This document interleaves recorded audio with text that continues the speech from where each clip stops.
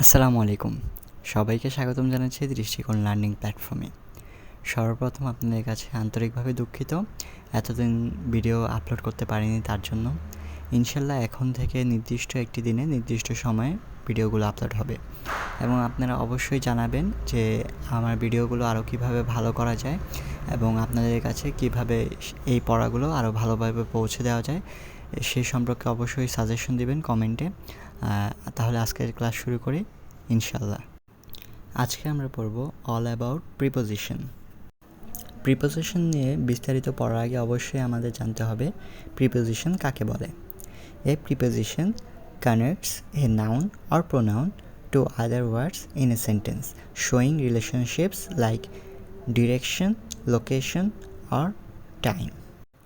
অর্থাৎ প্রিপোজিশন হলো এমন একটি শব্দ যা বাক্যে অন্যান্য শব্দের সাথে নাম বা সর্বনামের সম্পর্ক নির্দেশ করে। অর্থাৎ নাউন আর প্রোনাউনের সম্পর্ক নির্দেশ করবে মাঝখানে সংযুক্ত হয়ে, সেগুলোই হচ্ছে প্রিপোজিশন। এখানে দেখো আমি কিছু প্রিপোজিশন দিয়েছি, এগুলো পড়লেই ইনশাল্লাহ তোমাদের আর প্রিপোজিশন পড়া লাগবে না এর বাইরে, এবং এটা তোমাকে সব ক্লাসেই হেল্প করবে। এই প্রিপোজিশনগুলো যদি অর্থ সহকারে তুমি পড়তে পারো খুবই ভালো। আমি এখানে 2টা পেজের কিছু প্রিপোজিশন দিচ্ছি, এগুলো পড়লেই হবে, এর বাইরে কিছু পড়তে হবে না ইনশাআল্লাহ। ইউজ অফ প্রিপোজিশন, এখানে আমরা কিছু গুরুত্বপূর্ণ প্রিপোজিশনের ব্যবহার দেখব। যেমন দেখো ওভার, অ্যাভব। আচ্ছাদিত উপরে অবস্থান বোঝাতে ওভার ব্যবহৃত হয় এবং মূল্যমানের উপরে বোঝাতে অ্যাবভ ব্যবহৃত হয়। এখানে দেখো এক্সাম্পলসগুলো, the bird flew over my head, অর্থাৎ পাখিটি আমার মাথার উপর দিয়ে চলছে বা উড়ছে। এরপর দেখো the sky is above our head, অর্থাৎ আকাশ আমাদের মাথার উপরে, আকাশ আচ্ছাদিত অবস্থায় আছে না, এই জন্য এসব অর্থে ওভার আর অ্যাবভ ব্যবহৃত হয়।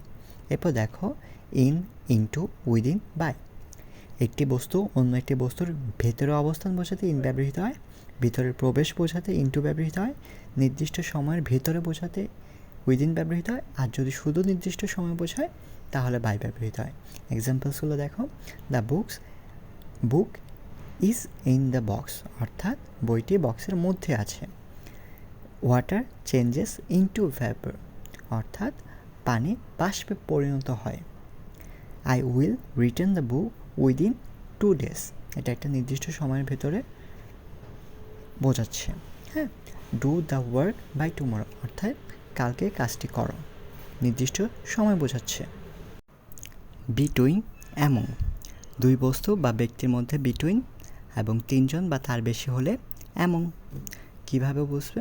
ধরো যে তুমি আর তোমার বন্ধুর মধ্যে তুলনা হচ্ছে, তখন বিটুইন হবে, আর তুমি আর তোমার ক্লাসের বাকি ব্যাচমেটের সাথে তোমার তুলনা হচ্ছে, তখন এমন হবে। হ্যাঁ, দেখো example, there is a chair between the table and the desk, অর্থাৎ ডেস্ক আর টেবিলের মাঝে চেয়ার রয়েছে। এরপর দেখো he divided the mangoes among the 5 boys, অর্থাৎ সে 5 জন বালকের মধ্যে আমগুলো ভাগ করে দিল। এরপর দেখো থ্রু আর অ্যালং, ভেতরে দিয়ে, ধারা, সীমানা বরাবর কাজ করে। যেমন water passes through the pipe, অর্থাৎ পাইপের মাধ্যমে পানি প্রবাহিত হয়। হি ওয়াক্স অ্যালং দ্য রোড, সে রাস্তায় একা হাঁটে। এগুলো বোঝাতে থ্রো আর অ্যালং হয়। হ্যাঁ, এরপর দেখো আফটার, পরে বা সময় বোঝাতে, যেমন I went to Dhaka after a week. এরপর দেখো অন, ইন, টু, সীমানার ওপরে অবস্থান বোঝাতে অন, সীমানার ভিতরে অবস্থান বোঝাতে ইন, সীমানার বাইরে অবস্থান বোঝাতে টু। এক্সাম্পলসগুলো কি? Tibet is to the north of India. এরপর হচ্ছে Khulna is in the south of Bangladesh. Dhaka stands on the Buriganga. হ্যাঁ, এখানে কিন্তু বুড়িগঙ্গার উপরে বোঝায় না, আসলে তীরে অবস্থিত, এটাই বুঝিয়েছে। লাস্ট ওয়ান, অ্যাট ইন, ছোট ঘর ও সময়ের আগে অ্যাট, বড় ঘর ও বছরের আগে ইন বোঝায়। যেমন he lives at worry in Dhaka, এখানে ছোট ঘর বা সময় কি বোঝাচ্ছে? ছোট স্থান। হ্যাঁ, ধরো যে তুমি হচ্ছে ঢাকায় আশকোনাতে থাকো, তাহলে কি হবে? You live at Ashkona in Dhaka. অর্থাৎ ছোট ঘর ও সময়ের আগে অ্যাট, বড় ঘর ও বছরের আগে ইন বসে। ঠিক আছে, তাহলে এগুলোই ছিল ইউজ অফ প্রিপোজিশন। তাহলে আজকের ক্লাসে এই পর্যন্তই ছিল। নেক্সট ক্লাসে আমরা পড়ব all about conjunction. Thank you very much. And সবাই কিন্তু জানাবে তোমাদের কীভাবে আরও ভালো করে ভিডিও দেওয়া যায়, অবশ্যই সাজেস্ট করবে। এবং এখন থেকে নির্দিষ্ট সময়ের মধ্যে ভিডিও আপলোড হবে নির্দিষ্ট দিনে, ইনশাল্লাহ। আল্লাহ হাফেজ।